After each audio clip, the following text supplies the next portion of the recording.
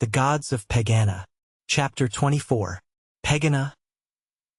The prophet of the gods cried out to the gods. Oh! All the gods save 1 inch, for none may pray to Manawo-Disashai. Where shall the life of a man abide when Mung hath made against his body the sign of Mung? For the people with whom ye play have sought to know. But the gods answered, speaking through the mist. Though thou shouldst tell thy secrets to the beasts, even that the beasts should understand, yet will not the gods divulge the secret of the gods to thee, that gods and beasts and men shall be all the same, all knowing the same things.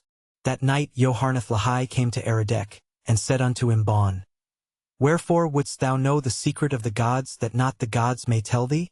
When the wind blows not, where, then, is the wind? Or when thou art not living, where art thou?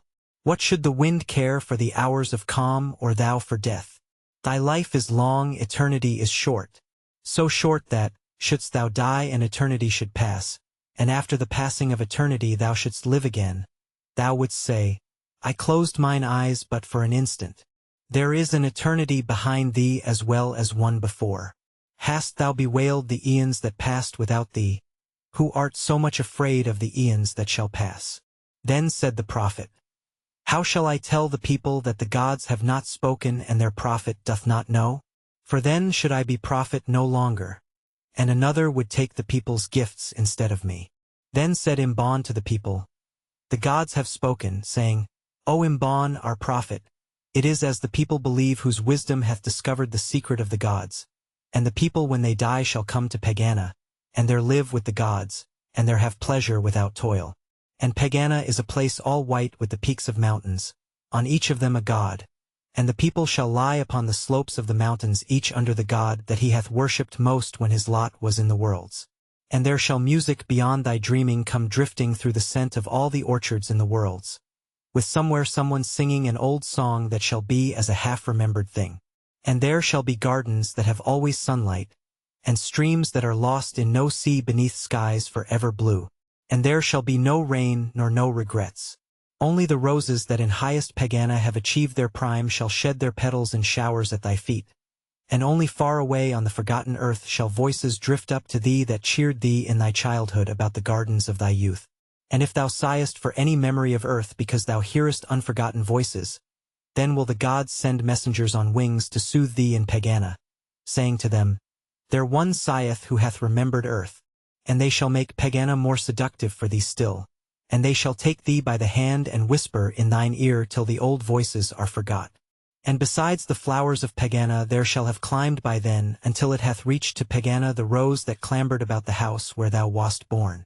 Thither shall also come the wandering echoes of all such music as charmed thee long ago.